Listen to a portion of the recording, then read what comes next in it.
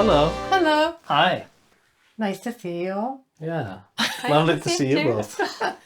I'm going to show you a bunch of things, and you're just going to give me some context as to what you're seeing, and just talk. I'm hoping you remember most of it, because I don't. I was feeling pretty excited about it till you called them the olden days. Now I feel old. Welcome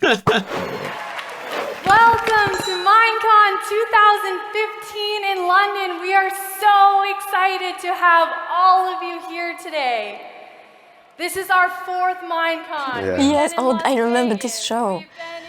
Like you were there in the audience. Yes, yes. So this Minecon in London was the first Minecon I ever went to, and it was before I joined Mojang, so I was just there as like a super fan. And I remember it was like the first time I got to talk to Lydia, for example, and I was super starstruck.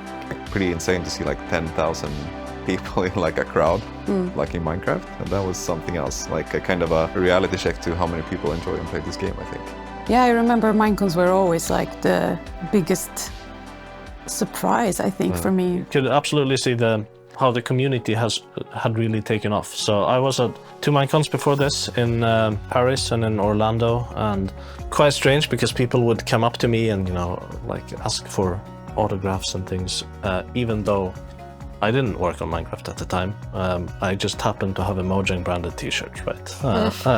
So it was a bit of a strange experience for me. And then in London, at this Minecon, things had started to settle and kind of normalize. And instead of caring so much about us and the people of Mojang, it was really the community coming together and kind of celebrating itself. Things also started settling for us after the acquisition.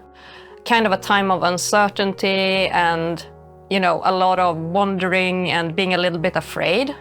But I think that all became better as soon as we could start to meet up with our new US colleagues and, learn that they are people and they are actually super interested in what we are doing here. And we really started doing a lot of things outside of just Minecraft. We focused on Minecraft Education Edition, the Block by Block Foundation. We started working on new games like Minecraft Dungeons. Yeah. We had a lot of new people joining the team. That's how I remember it, at least. Måns, what was your feelings? No, I think that's a pretty good summary.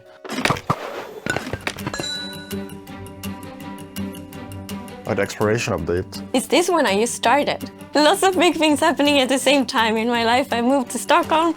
I was like 6 months pregnant and I joined Mojang. Seeing this feels pretty new to me, even though it's been around forever as well.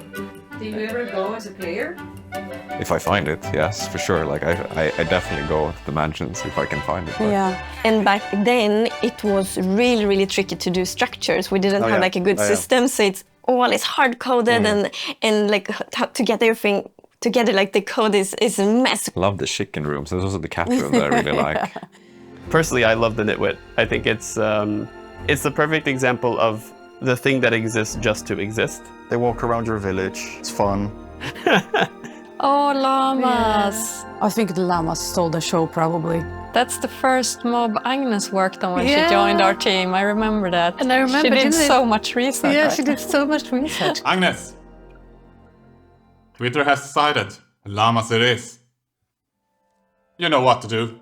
So surreal. I mean, it's still surreal to do videos, but then I'm like, well, I'm a coder, and now I'm out here with a llama doing a video. What? Yep. It's but it was very, very fun. And the llama, I remember the llama. He was called Adrian, and he was very nice. I think bringing the illagers into Minecraft, I don't think Jens really knew how big of an impact he was making on the Minecraft world when he did that. For me, that was quite special because at the time I was working on the prototype stages of a new game that we were developing, Minecraft Dungeons. Jens first started working on the illagers for this update.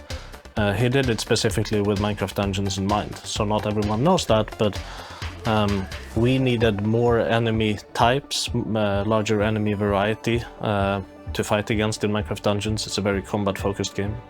And so Jens designed the illagers and kind of gave them to us.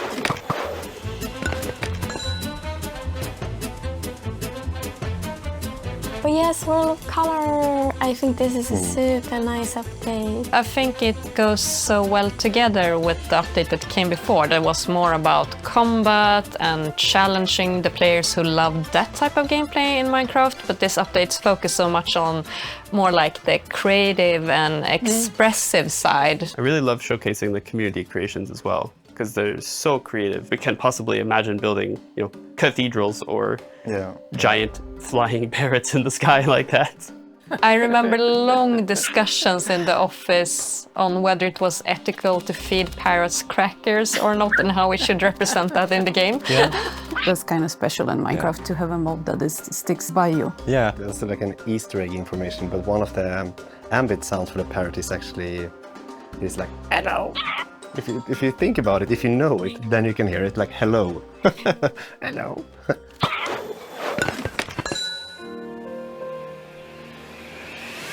Aquatic update. No, update Aquatic. Yeah, like it's called Update Aquatic. This was so fun, and I coded so much. This was probably, I probably spent too many evenings and nights, and it was like... The first update we worked on, right? Yeah, this is the update I got hired right around the end, and everyone was like, oh my god, they added Tropicraft to Minecraft, and it was all Corey. And I'm like, I literally joined right before the update went out. Yeah. For me, this is also remembering a lot of how, with this update, we talked about collaborations, about how do we talk about the coral reefs. English. Coral reefs, and how we could tie our updates together with making changes in the world. So that was a big point for me remembering this update. A perfect example of how Minecraft affects the world.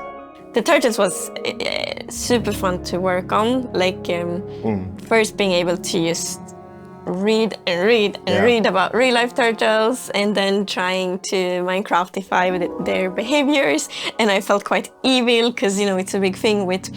I wanted it to be a thing that you want to take care of the turtle eggs and make like the baby survive. So then I added lots of threats. Yeah. So everyone just want to kill the eggs and the babies.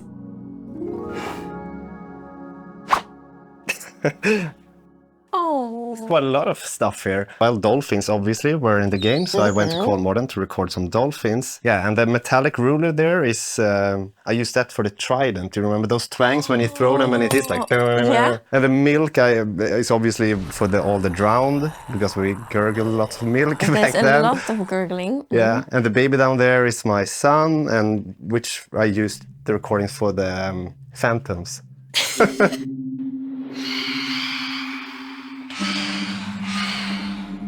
I remember we had so much new people joining during this period. It was a lot of fun, but it also got too intense in the office. We added new desks everywhere, even where we used to have a gaming and cinema room. All of a sudden people were working in there with no windows.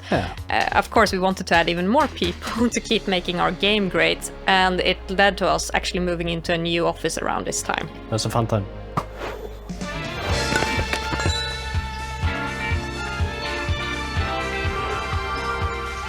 I love the village and pillage update. Also, so fun to work on because I love villagers. Yeah. After that update, I think this is my favorite update. I think this added like every single block in existence. Like it was a lot. Feels like because like they added like the stairs and fences for like a lot of blocks. Also the trapdoors, I think, even, and the doors even. It added so much. All the workstations. One of my favorite memories from Village and Pillage was, I remember this one day at the office, we were like, oh my gosh, how do we solve all these villager professions? I remember that meeting. Jens was there as well, and we were like, what about some flags? Everyone was like, nah, doesn't feel right because it has no use, you know. And then that idea came up. Yeah, well, let's have workstations for every profession. That's like 12. How many? I don't know. Yeah, how hard could it be? Yeah, let's just do that. And Jens was like shaking his head, like, this is way too much. This is crazy. And I was like, we just did it anyways. I actually really loved what the raid did with this update, that it adds a new type of challenge for the players. Like, fresh memory I have about the raid is a bit unexpected because I was playing with my daughter and we played in creative, and then she accidentally triggered a raid. And for me, first I thought in creative mode maybe it isn't as exciting because we will not get hurt. Yeah. But seeing the excitement for her, Oh yeah. it didn't matter that it was creative. She's like, oh! I think the Ravager basically came out of like a coffee machine conversation. Like, I want something that kind of looks like a villager, but in a weird way, like sort of like this manticore kind of vibe. Probably just way out there now with references here, but like a weird morph of something. But it has like the face, which is the fun part. You get to vote on Mob A, the monster of the ocean depths. The monster will attack you with its tongue-like tentacle to pull you down and drown you. But yeah, this was the first mob vote. I think like 5,000 people voted. Yeah. The initial, obviously, good intent with mob votes is to involve and engage on a very early stage, to have the dialogue on which mob to select. I think over the years we started to see that people really, like, they liked the idea of getting to contribute to what we make in the game. But I think the problem is we started having ideas that people really got attached to. So it wasn't just like these really vague abstract concepts of things that could work. It was actually stuff that people could relate to. And when you tell people to choose between them all, they say like, it's not, they want all three because they don't want to miss out on the possibilities.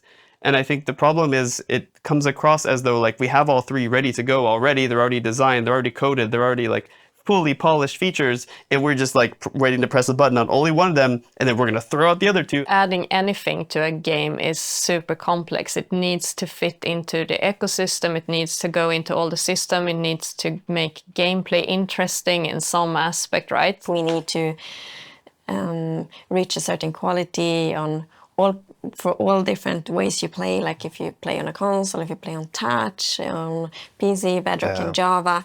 So it's a lot of kind of process and work. We're passionate. We love this game too. And we've been in the community and we know what it's like. And we're not doing anything just because we like want to ruin people's day or like make people sad. Like we're trying to make the best game that we think it needs to be to fit the vision we have. But all these stuff like this, like why not all of them, and commenting all over the place and making petitions and like all that stuff, that's passion. And that shows that people really like care about what we're doing. And I think that's what I love most about the Minecraft community. It's all because they love the game.